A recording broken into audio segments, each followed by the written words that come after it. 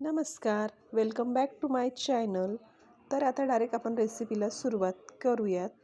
तर मी सगळ्यात पहिले 1 कप तुरीची डाळ आणि अर्धा कप मुगाची डाळ घेतलेली आहे. ती स्वच्छ धुवून घेतली आणि कुकरमध्ये 4 ते 5 शिट्ट्या करून डाळ मी अशा प्रकारे शिजवून घेतलेली आहे. डाळ शिजवून छान घोटून देखील घेतली. एका पातेल्यात मी तूप गरम करून घेतलं आहे. त्यात आता मी फोडणी देऊन घेते. रेग्युलर आपली जिरं, मोहरी, हिंग आणि त्यात आता मी बारीक कट केलेला लसूण आणि कढीपत्ता घालून घेते.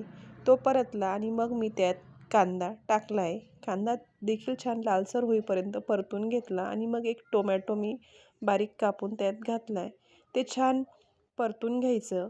ते परतेपर्यंत मी इकडे डाळमध्ये थोडं पाणी टाकून व्यवस्थित मिक्स करून घेते.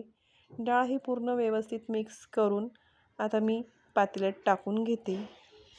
गरजेनुसार पाणी आणि चवीनुसार मी यात मीठ घातलं आहे. डाळ छान उकळून घ्यायची. चॅनलवरती नवीन असाल तर लाईक, शेअर, कमेंट आणि सबस्क्राईब करायला विसरू नका. तर आता इथे मी डाळसाठी तडका तयार करून घेते. 2 ते 3 चमचे तेल, लसूण, जिरं, 1 लाल मिरची, अर्धा चमचा धने पावडर, अर्धा चमचा लाल तिखट टाकून आता ही मी तडका डाळवर टाकून घेते. छान असा सुगंधित असा तडका तयार झालेला आहे. तर आपला अशा प्रकारे दाल तडका रेडी आहे.